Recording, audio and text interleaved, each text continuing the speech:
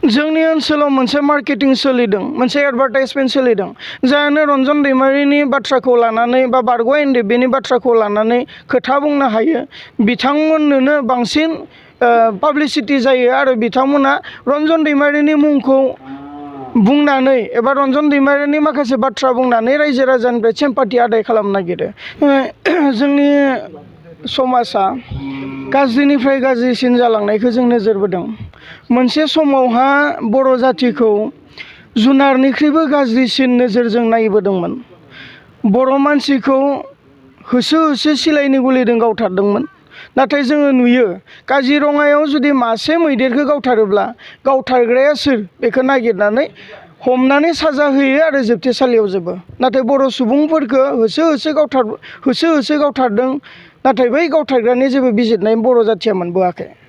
दिनैनि तारिखाव फिन सिन्था खालामबाय बर' जातिखौ सिलाइनि गुलिजों फोजोबनो हाला आरो गोबां नाजाबोबाय सिलाइनि गुलिजों बर' जातिखौ फोजोबबोनो। नाथाय दिनैनि तारिखाव नुबाय बर' जातिखौ आरोबाव सिलाइनि गुलिजों फोजोबनो हाला, बर' जातिखौ ड्राग्स आरो गान्जाजों फोजोबनायनि गुबुन जातिफ्रा दिनै गुबुन हारिफ्रा मोनसे थांखियाव फैदों। बिनिखाय जोङो बिनिफ्राय माबोरै जानगाराव थानो हानो? जों बर' हारिया बे बुहुमनि बिखायाव बर' हिसाबै जोनोम मोनबाय आरो बर' बायदियै जोङो थांनानै थानो लुगैयो। आं सरासनस्रायै मोनसे बाथ्राखौ बुंनो इच्ছা खालामो। दिनैनि तारिखाव बांसिनानो बिमा बिफा सानैजों सासे गथ' खाङो आरो बे गथ'आ फैयै फैयै सासेल' गथ'आनो फैयै ड्राग्स एडिक्टेड जाफायो, जायनि जाहोनाव बे गथ'आ उनाव सोरबाया सुसाइड जादों आरो सोरबाया गथ' खांनायनि खुनु मोनसे चान्सेसा थाहैयाखै। अब्ला बिनि जेनेरेसना बेयावनो जोबथ'बाय। अब्ला जाथिनि माइलेजआ बेसेबां दंबावो? फैबाय थानाय 100 बोसोरसिम बर' जाथिया थांनानै थाबावगोन ना थाबावा?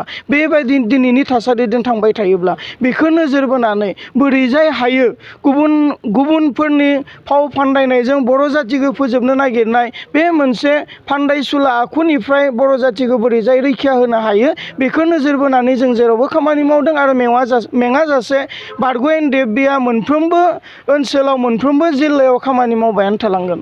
खावलायगोन जायफोर रेस्टुरेन्ट मालिकफोर, धाबा मालिकफोर बा पिकनिक स्पटफोर, रिजर्ट मालिकफोर, नोंथांमोना अननानै आन्डार 18 आरो जोंनि आसामावथ' नियम खान्थि मोनसे दङ, आन्डार 25 बा कुनु फेग्रा मुवा बेसाद बाहायनो मोना।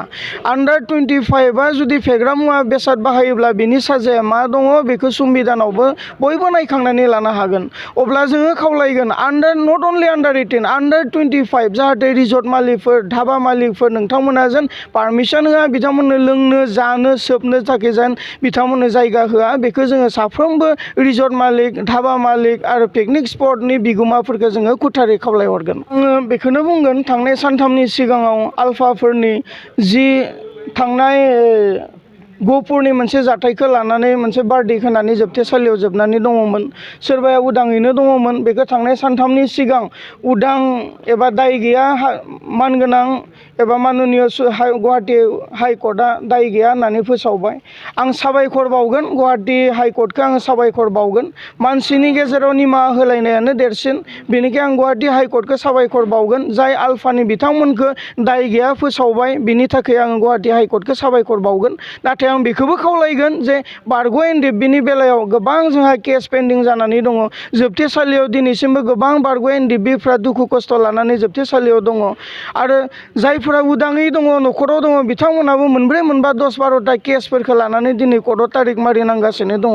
आं खावलायगोन माननीय गुवाहाटी हाइकर्टखौ जाहाथे बारग' एनडिएफबिफोरनि बेलायावबो जेन बयखौबो दाय गैयै साजा फोसावो फैबाय थानाय समाव, बेखौसो आङो खावलायगोन। रन्जन दैमारि सारा सुभारेननि थाखाय सासे फाइट खालामग्रा एबा सुभारेन हादोर नागिरनानै फाइट खालामग्रा, दावहा नांग्रा सासे बिर जोहोलाव। बियो सोरनिबा गाद्दिखौ सेनो थाखाय मोनसे आफादखौ दाबोआखै। बियो बबेबा बिटिसिनि चिफ जानो बियो माब्लाबाबो सानाखै।